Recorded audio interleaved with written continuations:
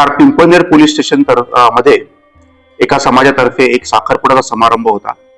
त्या समारंभामध्ये गुजरातमधील सोनगढमधील काही त्याच समाजातील लोक आणि इथल्या पिंपळनेर मधील लोक जे साखरपुड्याला आले होते त्यांच्यामध्ये वाद झाला आणि या वादामध्ये त्याचं परिवर्तन एका मोठ्या याच्यामध्ये घटनेमध्ये झालं आणि त्याच्यामध्ये एकूण 3 लोक मयत पावलेली आहेत.